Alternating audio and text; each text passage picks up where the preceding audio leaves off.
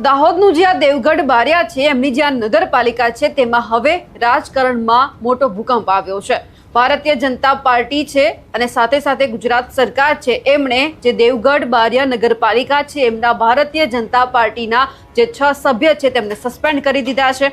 અને હવે સસ્પેન્ડ કરતાની સાથે જ હવે જે આ સભ્યો છે તે પણ મેદાનમાં આવ્યા છે. ગુજરાત સરકારના શહેરી વિકાસ અને શહેરી ગૃહ નિર્માણ વિભાગે દેવગઢ બારિયા નગરપાલિકાના 6 સભ્યોને અયોગ્ય જાહેર કર્યા છે. પક્ષના આદેશ વિરુદ્ધ મતદાન કરવા બદલ આ કાર્યવાહી કરવામાં આવી છે.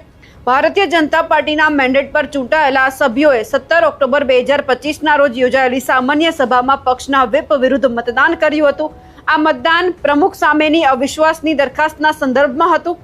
રાજ્યના ઉચ્ચ અધિકારીએ આ મામલાની નોંધ લીધી અને એ બાદ 6 સભ્યોને નગરપાલિકાના સભ્યપદ માટે અયોગ્ય ઠરાવવાનો આદેશ પણ જાહેર કર્યો છે. હવે જે આ 6 સભ્ય છે એમાં નીલ સોની, નિધિ જૈન, ગોપાલસિંહ ઝાલા, એમની સાથે શારદાબેન મેડા, અરુણાબેન પરમાર અને પ્રજ્ઞેશભાઈ મોહનિયા, જે આ 6 ભારતીય જનતા પાર્ટીના સભ્ય છે તેમને અયોગ્ય જાહેર કરવામાં આવ્યા છે.